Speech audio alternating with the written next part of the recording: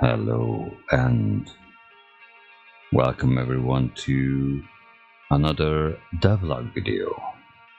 Some of you told me that you are interested in these type of videos, so I know I didn't upload much content lately because I'm working literally every day, including weekends, daytime and nighttime as well.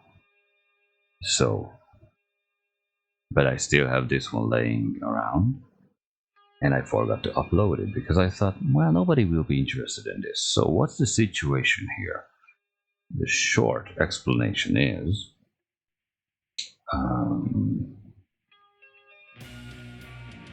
this is AI with machine learning on 6 instances. Yeah, I know it's bad enough. So what you will see is the red sphere or whatever cube is the AI, and he needs to find the yellow sphere. Let's just say cheese. He doesn't have any vision, and if he touches the wall, the floor color becomes red and he gets a negative point, and he will respond to a different location with the cheese. If he finds the cheese, he gets a positive point, the floor color will be green, and that's it. And he gets to respawn another place with the cheese, and he can try again. And in the end you will see one interesting thing. I start the brain and I start the simulation. It will run very bad.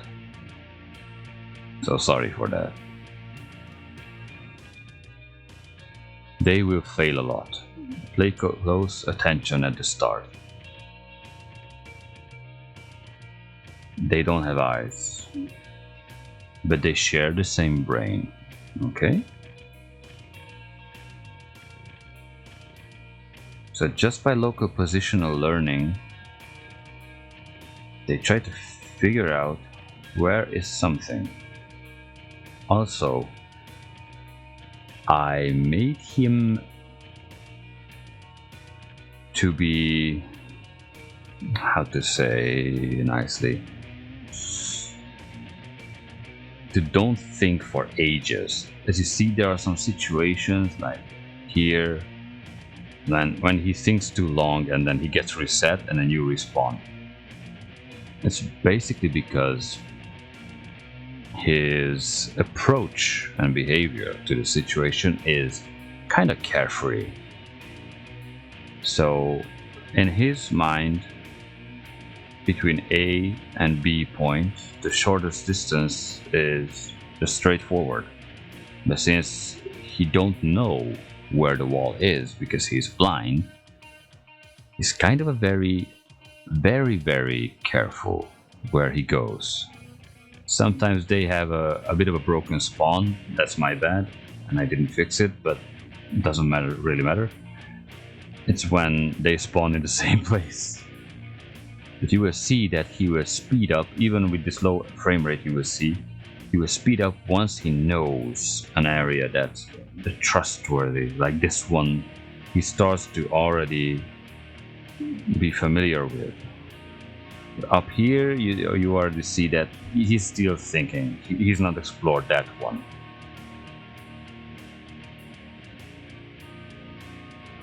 But now you see when he respawns and he starts a certain place which he already explored now, then he will start to be super fast, and our frame rate will be too slow to even follow his speed very soon. So just wait for it. I hope I'm not gonna get copyright claim again by the magnificent algorithm just because I'm listening my own song back from like 13 years ago. Whatever. It's a long, boring, chill out song, so Okay. So there are certain areas where the AI is kinda stuck still. But believe me, he will speed up pretty fast.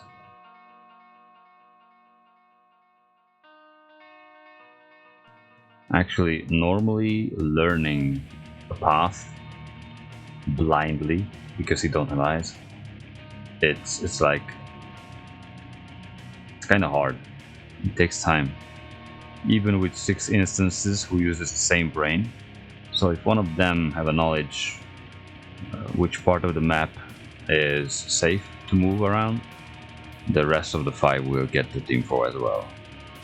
That's why it's running kind of bad.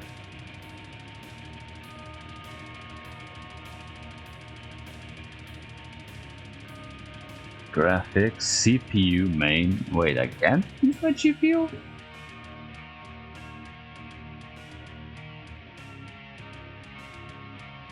I'm using my GPU, right? Huh. That's interesting.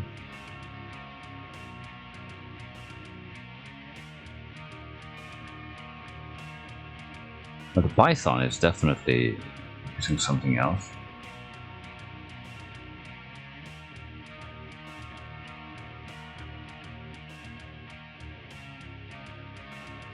This is kind of a high latency. Well, I'm not the best at this stuff.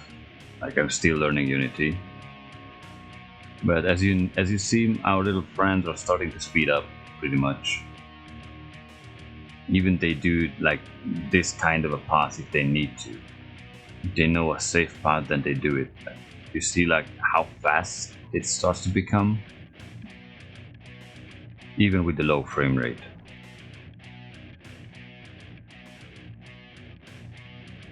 And they will make mistakes, obviously. And by the way, you're not supposed to teach an AI to find something blindly in a blind environment in like a few minutes long video. So it's absolutely ridiculous. The first try, what I did was kind of bad. I let it run like 9 hours and it wasn't able to find even one time the cheese. No. So he has now a little bit of a more courage and a little bit of a different behavior, you know? Like, if the way is blocked, if I put a block in here, then obviously he's gonna run into it because the shortest distance is, you know, moving straight forward to the target. But if he would fail, then he would slowly... The normal approach would be like he would just hit the wall each time.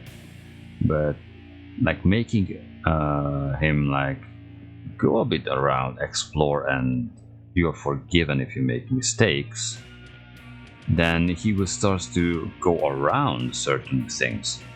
So in a sense, he will be able to solve a labyrinth in a very long time. So here comes the question. What this is good for me? Why this is good for me? Since I already have a game idea and I'm going to build that project sooner or later. Somehow.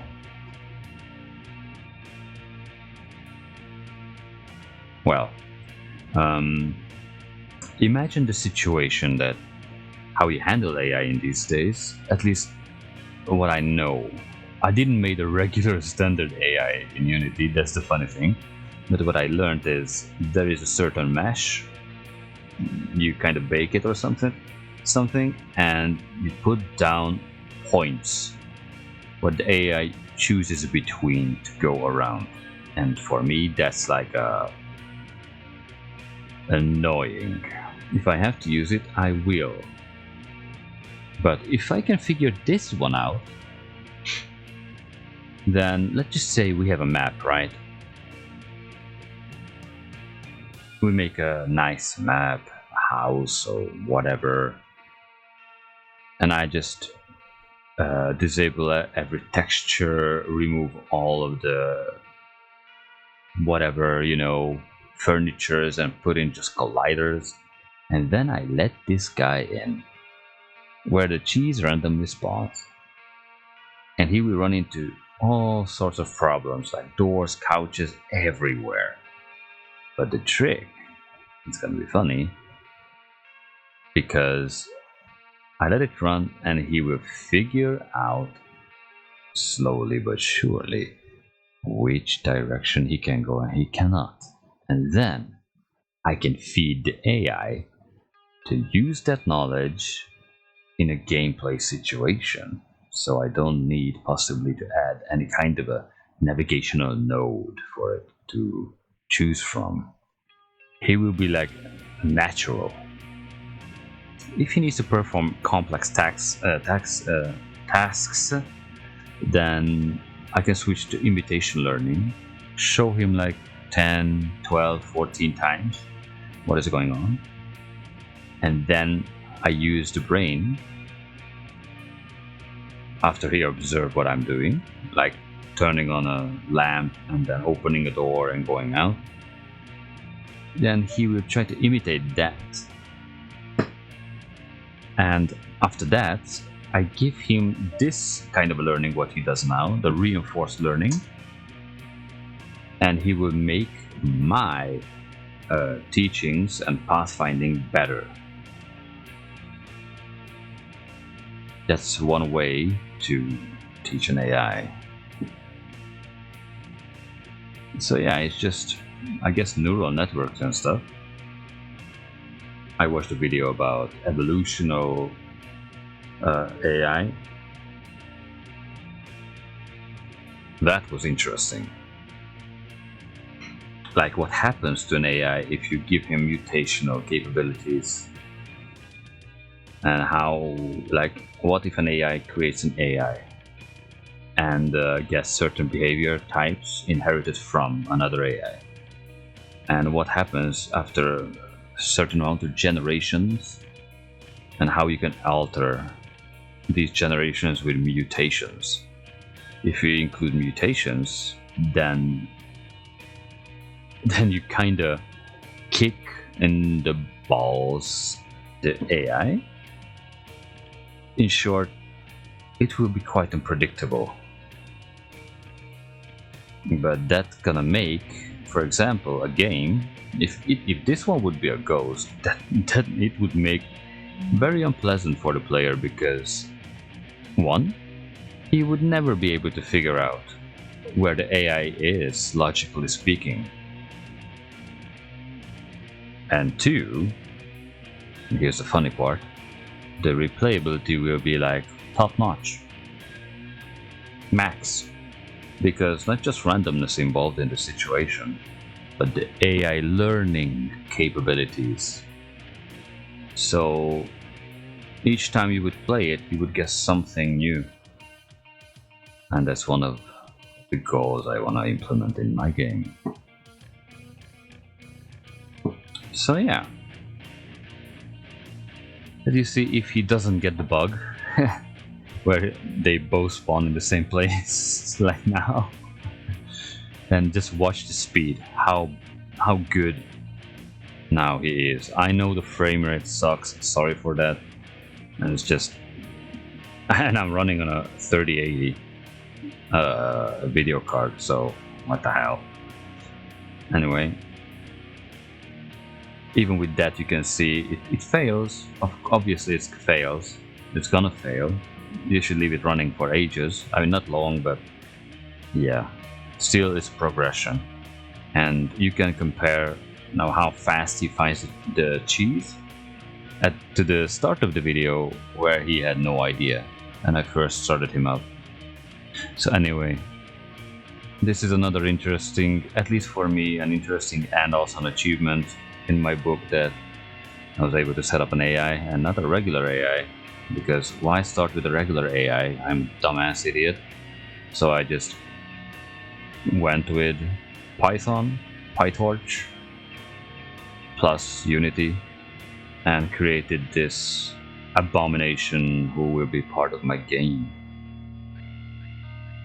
And believe me, that's gonna be interesting. Okay, I'm gonna end my ranting here, or whatever you want to call it. So I just wanted to give a heads up that I'm still around. I didn't forget about YouTube and stuff. But yeah, I work a lot and I try to make something from nothing because I'm not a Unity expert. Just look at this speed. Jeez. He's like way too confident in some areas. The frame rate can't even just show it properly, his speed. It's because of the 6 instances as well, because these informations all go into one brain. Anyway, okay.